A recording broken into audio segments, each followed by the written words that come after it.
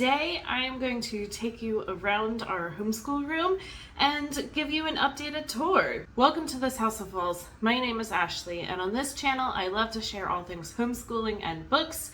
Today is homeschooling. So we are about to start our 5th year of homeschooling, and I'm excited to share what our homeschool room looks like right now. It has definitely evolved and changed. I'll try to find some pictures of what it looked like when we first started and put them here. A lot of the changing is trying to figure out the style of learning that I want to use with our kids. And also, honestly, when we started, we thought we were only going to be doing it for a year, and so let's just try to make the most of it. But here we are 5 years in, and I think that we have finally figured out how we want the flow of the schoolroom to be. Now, obviously, you do not need a homeschool room to homeschool. We just happen to have this extra space in our house. This is technically our 4th bedroom, but it's on an addition to our house, and it has access to our backyard. We wouldn't ever have kids sleep in here. This room has always been a little bit of a flex space, and for years was a playroom. So it made a nice transition over to a schoolroom, and that is what it has stayed. So I'm gonna give you guys a little 360 view of it so you can see it when you walk in the door. We have the table in the center, and that works really well. And then lots of bookcases all around for various things. I would say 95% of everything in here is from IKEA. We have an IKEA 10 minutes down the road from us, and so that just works out great that we can go and not spend a fortune at IKEA. So now that you guys have a little 360 view, I am going to flip the camera around and let's kind of really dive into each part of our homeschool room. We are going to start over here in this area first.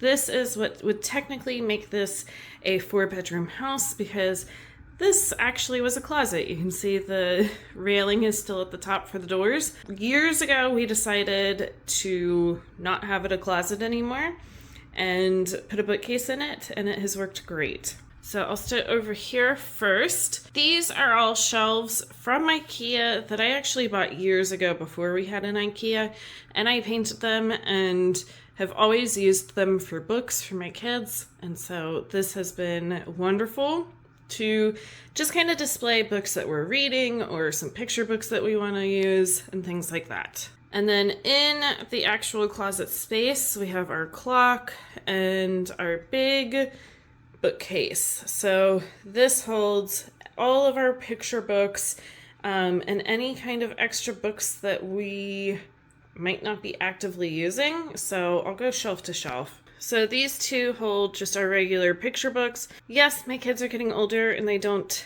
use picture books as often, but we still like to have them, and some of these are our favorites, so even when my kids are grown and moved on, I will still hold on to some of these. This one right here has all of our seasonal picture books, so we start from the beginning of the school year and go through the school year, and then we have some season books over there, and so I can just easily grab them and reference them as needed throughout the school year. These two shelves right here just hold some extra books that we don't necessarily always use, but sometimes my kids will just like to come and get, an art book or an inventions book or anything like that, and just get it and read it. These two shelves right here hold all of our extra history books that we are not currently using.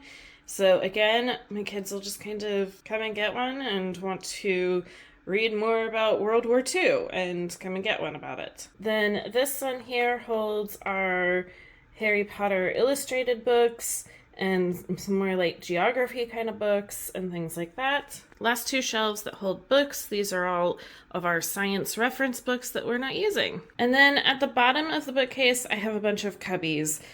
So they just hold some like random games and activities. We also have all of our Legos, some science things. This is our microscope and different science activities there. And then in the corner we have some maps and poster board that really don't fit anywhere else. All right, so there's the doors, and we're gonna come over here to this corner where the cat is also hanging out over here. So we have a nice chair. This whole bookcase right here has art supplies, and so we'll go through that. This is not going to be staying here. This is just holding some summer activities that I have put into one area. And then on the walls, I love this display over here of all kinds of just pictures and references. Has our whiteboard. There goes the cat. We also have a little fish. He's in here somewhere. He's right here. He's kind of black, so he's hard to see. Dry erase markers, fish food, and then let's get into squeaky floor. Let's get into all the art supplies. All right, so in this top one, we have all kinds of crayons, markers, and colored pencils, glue sticks, and scissors. On top, I have a basket of all kinds of stamps. And then I have metallic markers and smaller dry erase markers. Over here, we have a bunch of like Mad Libs and activity books, a bunch of just like craft supplies in those kinds of bins, and then more kind of activity books in this one. Down here is a lot of our painting supplies. So paintbrushes. In here we have pastels and some paints. And then in the back we have 2 bins full of all kinds of tempera paints. I also have little whiteboards that we pull out and use often. And then the last one for all of our art supplies, I have palettes, watercolor palettes, and then a bunch of different kinds of paper. Okay, so going from this corner, we have a window, it's very bright. And then we have this whole wall right here. We have our desk in the corner. This is a great place for it. Some cute things up on the wall. And then this has definitely been shown in some of my latest videos. This is where I hold curriculum and books and resources. So this is for my rising 4th grader and then my rising 8th grader. These are extra books for my 4th grader and extra books for my 8th grader. And then I have some bins down here that just hold some extra supplies. This one too holds like our book stand and some geography stuff. And then here I have 2 boards that my kids can hang things up on. I have paper yardstick and meter stick. Then we have our pencils and pens and erasers and all of that, little trash can. And then this corner tends to be like the teacher corner. It's kind of tucked away behind the door and it kind of works out fine. So on the top we have our printer. I love it. It does give me a little bit of a hard time sometimes, but I have only refilled the ink once, maybe twice in the maybe like 3 years that we've had it, and I'm gonna have to refill it soon, but it is amazing. The clock that we use, some different papers and printer ink. This one has our planners for this coming school year, and then in here are all kinds of pens and extra materials that I might need. These are all of the teacher guides that I need for this coming year. And right next to it are all the literature books that my kids and I will be reading together. Then I have a bin of all kinds of different math manipulatives. And then really a catch-all bin. These are some new stickers that I just got, but it really just holds all the stuff that I don't really know where to put it. So it goes in there. And then at the very bottom are just some extra teacher guides and things that we aren't currently using. And then one last thing is to really just kind of show this table. It is also an IKEA table.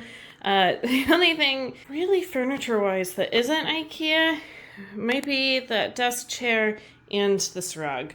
But we like having this table right in the center to come together and do some work at. But then other than that, that is our schoolroom. All right, so that is our updated schoolroom. Not much has changed since the beginning of last year. I think the biggest thing is this bookcase here used to be in front of the window over there, but I moved it over here, and I like it. Like I said, you don't need a schoolroom to be able to homeschool. For us, it works nicely to have all of our homeschool stuff here in this space. Anything that I can link down below, I will try to. But like I said, a lot of it is IKEA. On that note, if you like this or anything else here on this channel, make sure to like and subscribe down below, and I will be back for more soon.